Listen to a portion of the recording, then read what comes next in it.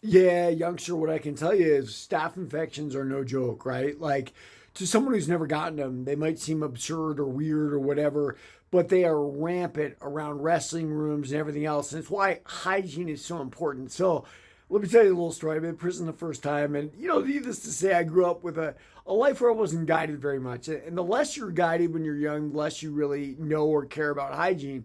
And it's not that I didn't shower every day and everything like that. I wasn't a Viking. I wasn't a biker type, but like I didn't necessarily wash my hands all the time, like I should have. Especially when you're in prison, when germs are flowing, right? Like it's a germ factory. Anywhere there's a lot of people become germ factories. It's one of the reasons staph infection is so prevalent in hospitals. Anyway, I kept getting staph infection on my knees. And I didn't know why. Well, I would go lift weights in the weight pile, and I'd come back and I'd scratch my legs. It was itchy. It was freezing temperatures in Minnesota. And the doctor one time looked at me and goes, "You HIV?"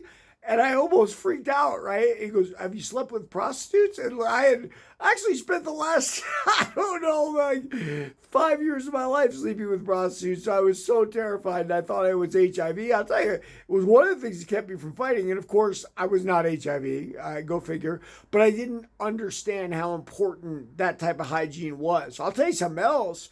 When I was training at El Nino and I was actually teaching their boot camp, like there was a rat that would infest the gym. And yeah, rats are rats. They're going to exist in any big city like San Francisco.